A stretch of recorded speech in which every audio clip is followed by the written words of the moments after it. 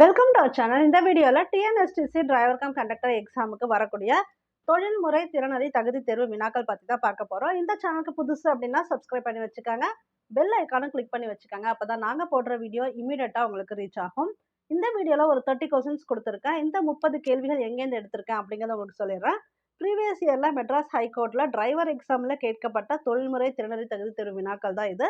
இந்த 30 கொஸ்டின்ஸ்க்கு நீங்கள் எவ்வளோ கரெக்டாக அட்டன் பண்ணுறீங்க அப்படிங்கிறத மறக்காமல் கமெண்ட் பாக்ஸில் போட்டுருங்க. இப்போ வீடியோக்குள்ள போயெல்லாம். வண்டியை ஸ்டார்ட் செய்ய சரியான முறை.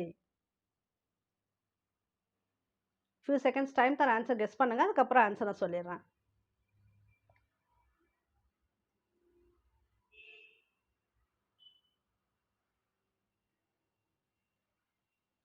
பிரேக் பெடலை அழுத்தி ஸ்டார்ட் செய்ய வேண்டும். எப்போ வண்டியை ஸ்டார்ட் பண்ணாலும் பிரேக் பெடலை அழுத்தி ஸ்டார்ட் செய்ய வேண்டும். தேசிய நெடுஞ்சாலை மைல்கல் டேஷ் கலரில் இருக்கும்.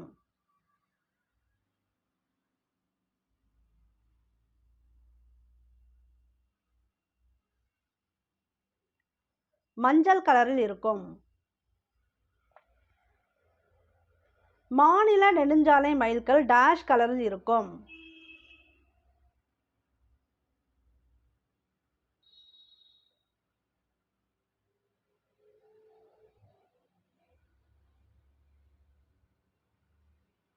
பச்சை கலரில் இருக்கும். இது ஆல்ரெடி நம்ம ஏற்கனவே பார்த்துருக்கோம். எல்லா மைல்களுக்கும் என்ன கலரு அப்படிங்கிறத ஜஸ்ட் ரீகால் பண்ணிக்கலாம். நேஷ்னல் ஹைவே அதாவது தேசிய நெடுஞ்சாலைகளுக்கு எல்லோ கலர் NY, இது ஞாபகம் வச்சுக்கோங்க. அடுத்து ஸ்டேட்னா என்னென்னா மாநில நெடுஞ்சாலை மைல்கல் மேல்புறம் என்ன கலர் இருக்குன்னு பார்த்தீங்கன்னா பச்சை கிரீன் SG ஞாபகம் வச்சுக்கோங்க. NY SG. அதுக்கப்புறம் பெரிய மாவட்ட சாலைகள் இருக்கு இல்லையா, அந்த பெரிய மாவட்ட சாலைகள் அப்படின்னா பிக்னா என்ன பெருசு, டிஸ்ட்ரிக்ட் அப்படின்னா மாவட்டம். BDB ப்ளூ கலர் அதாவது நீல கலர். BDB ஞாபகம் வச்சுக்கோங்க. பெரிய மாவட்ட சாலைகளோட அந்த வண்ணம் என்ன பூசப்பட்டிருக்கும் அந்த மைல்கல்லன்னு பார்த்தீங்கன்னா நீல கலர் ப்ளூ கலர் BDB. அடுத்து ODO ஞாபகம் வச்சுக்கோங்க. ODO என்ன அப்படின்னா அதர் டிஸ்ட்ரிக்ட், மற்ற மாவட்ட சாலைகள். இது வந்து பெருசு, இது முக்கிய இல்லை பெரியன்னு சொல்லலாம். இது வந்து மற்ற, அதனால் மற்ற டிஸ்ட்ரிக்ட்னா என்ன D, மற்ற மாவட்ட சாலைகளுக்கு ஆரஞ்சு கலர். ஓகேங்களா, இது ஓடோன்னு ஞாபகம் வச்சுக்கோங்க. அடுத்து இன்னொன்று இருக்குது கிராம சாலைன்னா என்ன சொல்லுவோம் வில்லேஜ். அதுக்கு என்ன கலர்னா ஒயிட் கலர். IRTயில் வந்து ஒயிட் போட்டிருக்காங்கன்னு அதுக்கப்புறம் ஒரு வீடியோவில் கொடுத்துருப்பேன், கரெக்ஷன்லேயே கொடுத்துருப்பேன். W ஒயிட்டுக்கு W வரும். அப்போ VW. இது வந்து ஈஸியாக கூட ஞாபகம் வச்சுக்கலாம். A to Z ஆர்டர் இருக்கு இல்லையா ABCDயில், விக்கு அப்புறம் என்ன வரும் W தான் வரும். அப்போ வில்லேஜ் சாலைக்கு ஒயிட்டு அப்படிங்கிறது எப்போவுமே மறக்காது, ஞாபகம் வச்சுக்கோங்க. இந்த க்ளூலாம் தெளிவாக எழுதி வச்சுக்காங்க. ஆல்ரெடி ஒரு வீடியோவில் க்ளூ கொடுத்துருப்பேன், அதில் ஆரஞ்சு மட்டும் கொஞ்சம் கன்ஃபியூஷனாக இருக்கும், அதை விட்டுருங்க. இதை தெளிவாக எழுதி வச்சுக்காங்க. இதெல்லாம் கரெக்டு தான்.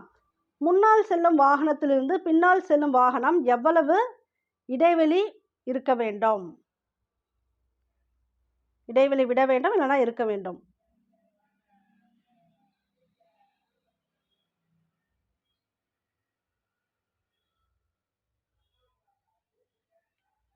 இரண்டு வாகனத்தின் வேகத்தை கருத்தில் கொண்டு பாதுகாப்பான தூரம் விட வேண்டும்.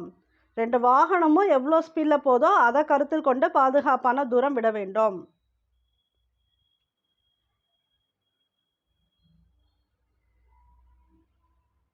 சாலையின் நடுவே வெள்ளை கோடுகளுக்கு இடையே இடைவெளி விட்டு இருந்தால் நீங்கள்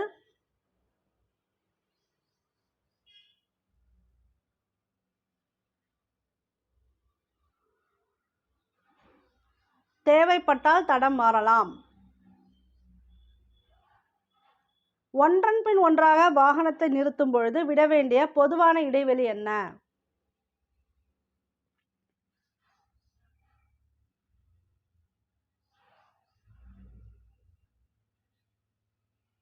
மூன்று அடி விடணும். நீங்கள் ஒரு கார் ஓட்டுநராக போக்குவரத்து சிக்னலில் 5 நிமிடங்களாக காத்து கொண்டிருக்கிறீர்கள். பச்சை நிற சைகை விழும்போது ஒரு கல்லூரி மாணவர் அவர் நண்பருடன் திடீரென்று உங்கள் வழியில் குதித்து சாலையை கடக்க முயற்சிக்கிறார். நீங்கள் என்ன செய்வீர்கள்? இது வந்து கிரிட்டிக்கல் திங்க் அனாலிசிஸ் கொஸ்டின் மாதிரி அப்போ கொடுத்துருக்காங்க. ஜஸ்ட் திங்க் பண்ணி நீங்கள் ஆன்சர் பண்ணணும்.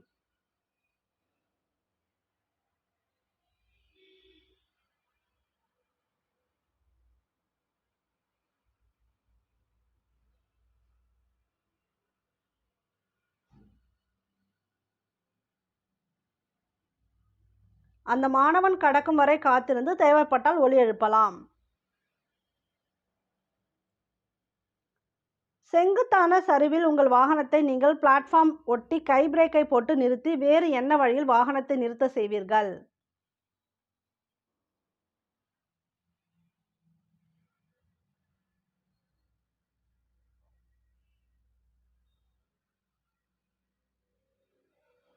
இந்த பொசிஷன்.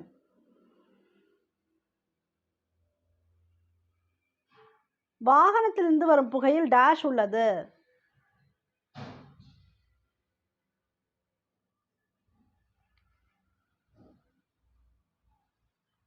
Carbon monoxide. இதுதான் மெயின் ப்ராப்ளம். வாகனத்திலிருந்து வரும் புகையில் என்ன இருக்கு? கார்பன் மோனாக்சைடு உள்ளது. கீழே உள்ள சைகை குறியீடுகளை சரியானவற்றுடன் பொருத்துக. இதுக்கு நான் ஆப்ஷன் வந்து கொடுக்கல, ஏன்னா அதில் ஆப்ஷன் தப்பாக கொடுத்துருந்தாங்க. இதில் பிக்சர் தெளிவாக இல்லை. நான் உங்களுக்கு இதில் என்னென்ன இருக்குன்னு சொல்லிடுறேன். இதில் பார்த்தீங்கன்னா 2 கிராஸ் இருக்குது, இப்படி ஒரு வட்டம் இருக்குது. கிராஸ் வந்து கம்ப்ளீட்டாக இருக்குது, இப்படி இருக்குது. இந்த முக்கோணம் போட்டிருக்காங்க இல்லையா, இதில் வந்து சென்டரில் ஒரு சின்ன கிராஸ் கொடுத்துருக்காங்க. இது வட்டம், வட்டத்தில் 2 கிராஸ் இருக்குது. இது லாஸ்ட்டில் இருக்கிறது முக்கோணம், முக்கோணத்தில் பிளாக் கலரில் ஒரு சின்ன கிராஸ் இருக்குது. அப்புறம் இங்கே வந்து ஆப்ஷன் வேறு மாற்றி கொடுத்துட்றேன். ஒரு வழிப்பாதை. ஏன்னா இவங்க கொடுத்துருக்கக்கூடிய ஆப்ஷன் வந்து இங்கே தப்பு. இது கரெக்டான ஆப்ஷன் வரும், ஒரு வழிப்பாதை. இப்போ வந்து நீங்கள் செக் பண்ணுங்கள், மேட்ச் செக் பண்ணி பாருங்கள்.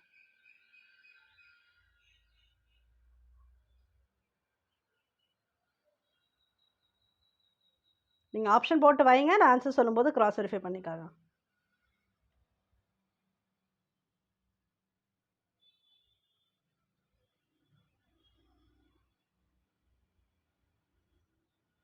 இப்போ ஆன்சர் பார்த்தலாம். இந்த 1 இருக்கு இல்லையா, இதுக்கு வந்து ஒரு வழிப்பாதை, 1க்கு சி வரும். அடுத்தது இப்படி போட்டிருக்காங்க இல்லையா, வட்டம் போட்டு 2 கிராஸ் வந்து கம்ப்ளீட்டாக இருக்கு இல்லையா, இப்படி போட்டால் வாகனத்தை இங்கே நிற்கவோ நிறுத்தவோ கூடாது, 2க்கு வந்து டி வரும். அடுத்து 3க்கு வந்து சாலை வழுக்கும், 3க்கு பி வரும். அடுத்து 4க்கு இது போல் முக்கோணம் போட்டு ஒரு பெருக்கல் குறி மாதிரி கொடுத்துருக்காங்கன்னா குறுக்கு சாலை வருகிறது, 4க்கு ஏ வரும். ஸோ இந்த ஆப்ஷன் கரெக்டாக போட்டிருக்கீங்களா அப்படின்னு செக் பண்ணிக்காங்க. அவென்யூ என்பது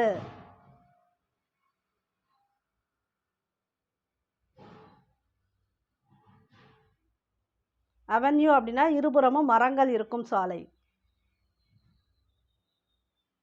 கட்டாயம் பின்பற்ற வேண்டிய போக்குவரத்து அறிவிப்பு பலகை எந்த வடிவத்தில் இருக்கும்?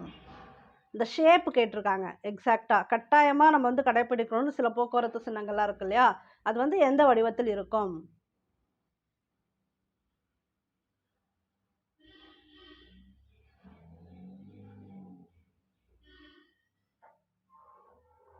வட்டத்தில் இருக்கும், வட்ட வடிவம் தான்.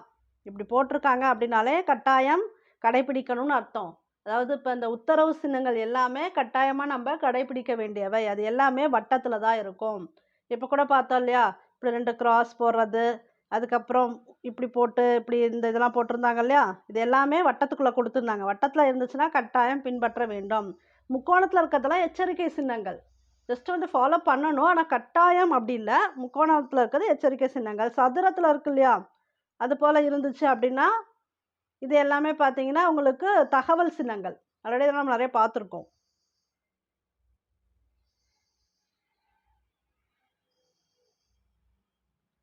சாலையில் போலீஸ் வைத்துள்ள தடுப்பு கம்பியை நோக்கி குறுகலான இடத்திற்கு 2 கார்கள் எதிரெதிர் திசையில் வரும்பொழுது எந்த வண்டி முதலில் செல்லலாம்?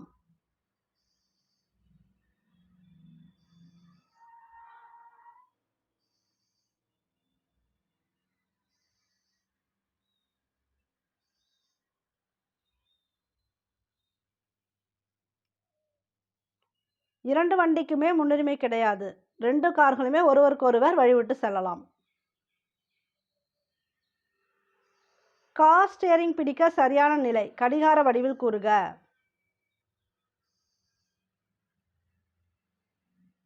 இது வந்து கனரக வாகனத்துக்கும் பொருந்தும், பார்த்துக்காங்க.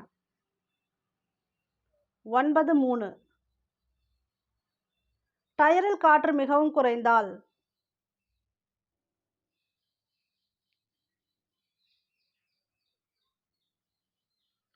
டயரோட 2 பக்கமும் சேதமடையும். காற்று அதிகமாக இருந்தால் டயரோட நடுப்பகுதி வந்து சேதமடையும். BS4 என்பது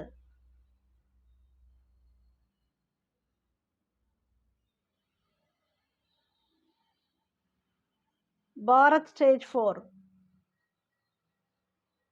ABS என்றால் வந்து அப்படியே தமிழில் கொடுத்துருக்காங்க, இங்கிலீஷில் கொடுத்தா இப்படி கொடுப்பாங்க ABSன்னு.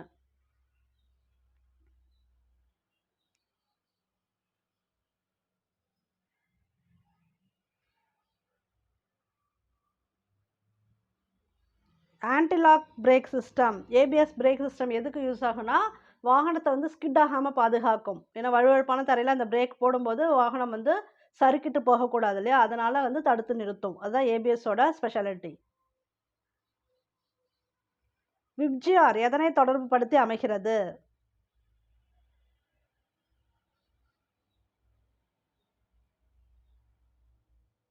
வானவில். 7 நிறங்கள் இருக்கும் பாருங்க, மொத்தம் எண்ணினீங்க 7 நிறங்கள் இருக்கும். வானவில்ல எத்தனை நிறங்கள் இருக்குன்னு கூட கேட்பாங்க. மகாபாரதத்தை எழுதியவர் யார்?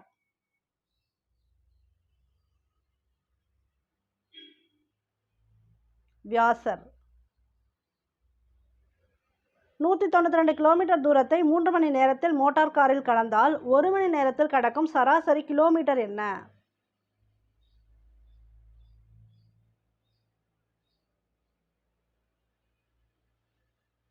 64 கிலோமீட்டர். ஏன்னா டோட்டலாக எவ்வளோ சொல்லியிருக்காங்க? 192 கிலோமீட்டர். மணி நேரம் எவ்வளோ கொடுத்துருக்காங்க? 3 மணி நேரம். அவங்க கேட்டிருக்கிறது 1 மணி நேரம். அப்போ 192 3 போட்டிங்கன்னா ஆன்சர் வந்துடும். இங்கே பாருங்கள், 6 3 18, மீதி 1 வரும், 4 3 12. அப்போ 64 கிலோமீட்டர். 12 வோல்ட் கார் பேட்டரியில் எத்தனை செல்கள் இருக்கும்? இது வந்து கார் பேட்டரியில் கேட்டுக்காங்க, தெளிவாக தெரிஞ்சுக்காங்க. இது கார் பேட்டரி.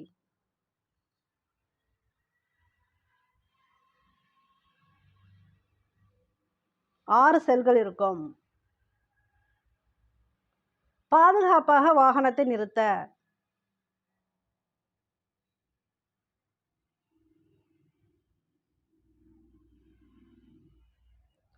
முதலில் பிரேக்கை அழுத்தி பின்னர் கிளட்சை அழுத்த வேண்டும்.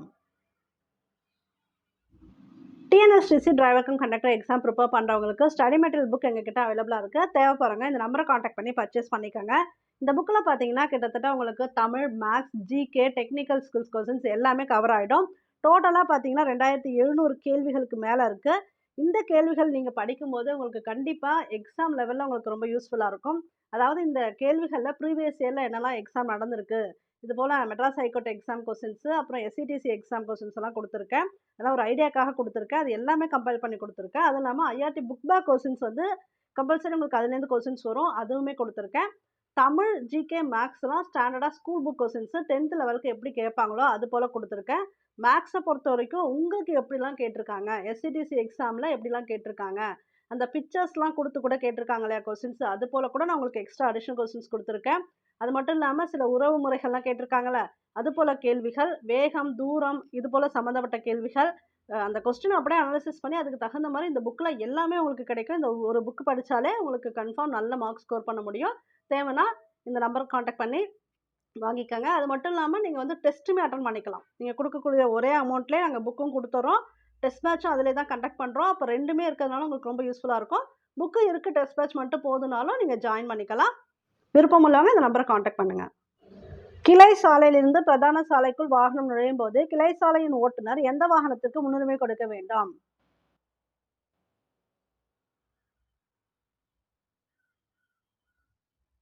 பிரதான சாலையில் வரும் அனைத்து வாகனத்திற்கும்.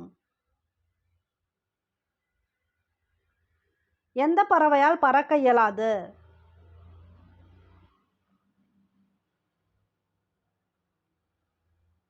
நெருப்புக்கோழி. இந்தியாவின் துணை ஜனாதிபதி யார்? இதில் வந்து இப்போ இருக்கிறவங்களோட ஆப்ஷன் இருக்காது, அதனால நானே ஆன்சர் சொல்லிடுறேன். ஜக்தீப் தன்கர் அவர் தான் பார்த்தீங்கன்னா இப்போ இந்தியாவோட துணை ஜனாதிபதி.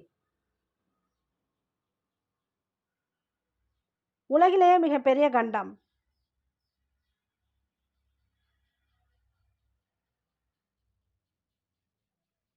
ஆசியா. ஒரு வருடத்தில் மொத்தம் எத்தனை வாரங்கள் உள்ளன?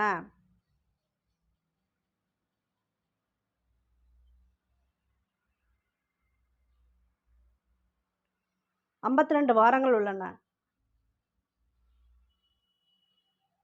சென்னை உயர்நீதிமன்ற கட்டிடம் தொடர்பாக என்ன முக்கியமான விழா நடந்தது? இது அப்ப கேட்டதுனால குடுத்துருக்காங்க. இதுக்கு நானே ஆன்சர் சொல்லிறேன். 125வது ஆண்டு விழா. சாலை விபத்தில் பயங்கரமான காயமடைந்த நபரை பார்த்த நீங்கள் முதலில் யாரிடம் தகவல் சொல்ல வேண்டும்?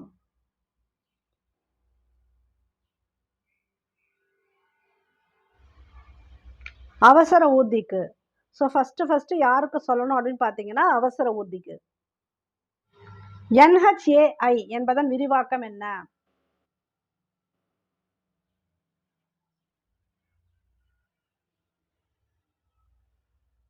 National highway authority of India. அதுதான் NHAI என்பதன் விரிவாக்கம். நீங்கள் இப்போ இந்த 30 கொஸ்டின்ஸ்க்கு எவ்வளோ மார்க்ஸ் ஸ்கோர் பண்ணியிருக்கீங்க அப்படிங்கிறத கமெண்ட் பாக்ஸில் போட்டுருங்க. தொடர்ந்து சேனல் ஃபாலோ பண்ணிட்டே வாங்க. கண்டிப்பாக உங்களுக்கு ரொம்ப யூஸ்ஃபுல்லாக இருக்கும். இந்த சேனலுக்கு புதுசு அப்படின்னா சப்ஸ்கிரைப் பண்ணி வச்சுக்கோங்க. பெல் ஐக்கானு கிளிக் பண்ணி வச்சுக்கோங்க. அப்போ தான் நாங்கள் போடுற வீடியோ இமீடியட்டாக உங்களுக்கு ரீச் ஆகும். தேங்க்யூ ஃபார் வாட்சிங்.